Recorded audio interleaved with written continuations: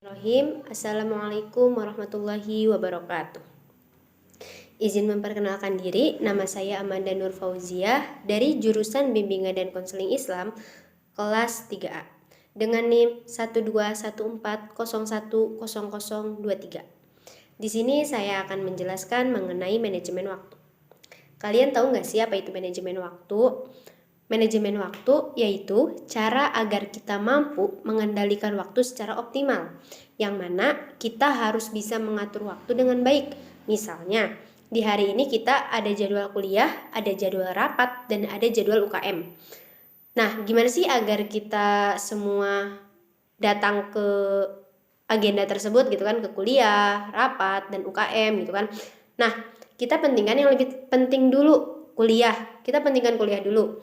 Kita kuliah, setelah kuliah kita bisa rapat UKM atau bisa rapat ataupun UKM gitu kan. Nah, tergantung mana yang menjadi prioritas kita gitu, mana yang lebih penting menurut kita. Nah, di dalam materi manajemen waktu ada juga yang disebut sifat waktu. Nah, sifat waktu itu ada 3. Yang pertama, tidak dapat diubah. Jadi dari sifat waktu ini, apa yang sudah terjadi tidak bisa diubah. Apa yang sudah kita lakukan tidak bisa diubah gitu kan. Terus yang kedua, dapat dihitung.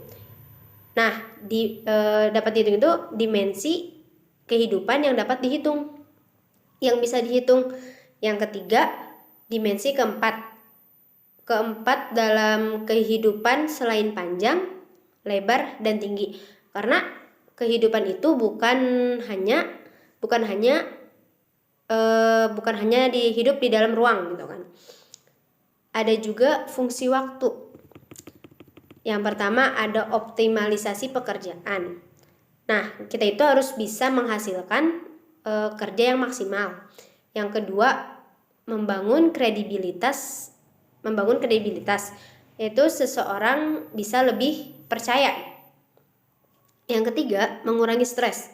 Kehidupan yang berjalan efektif dan efisien sehingga mencapai kepuasan tersendiri, mencapai kepuasan hidup. Nah, menurut prinsip Pareto, manajemen waktu itu pekerjaan yang dapat dilakukan secara maksimal. Pekerjaan yang dapat dilakukan secara maksimal hanya 20%, sedangkan 80%-nya lagi tidak. Ada juga tips manajemen waktu. Yang pertama, to-do list, yaitu catatan yang berisi daftar tugas-tugas yang harus diselesaikan. Misalnya, ada beberapa tugas mata kuliah. Kita catat semua. Ketika kita sudah mengerjakan, kita checklist gitu kan. Yang kedua, tentukan prioritas.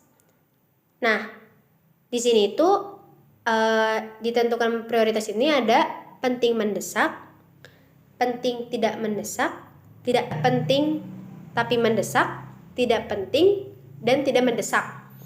Nah, kita itu harus mendahului yang penting dan mendesak. Yang ketiga ada time boxing. Nah, time boxing yaitu teknik manajemen waktu dengan menggunakan durasi. Yang keempat ada istirahat. Istirahat merupakan hal yang penting agar otak dan mata tidak kelelahan. Nah, ada juga cara mengistirahatkan mata. Kita itu harus mengistirahatkan mata selama 20 menit. Dan kita juga harus melihat benda sejauh 20 kaki atau 6 meter. Dan juga harus melihat benda selama 20 detik. Nah, kita juga harus menghindari multitasking. Apa sih multitasking? Multitasking yaitu yang dapat menurunkan produktivitas 40%. Di dalam manajemen waktu ini kita juga harus menghilangkan distraksi. Nah, dalam distraksi ada yang disebut Mirex-Prosur Syndrome, yaitu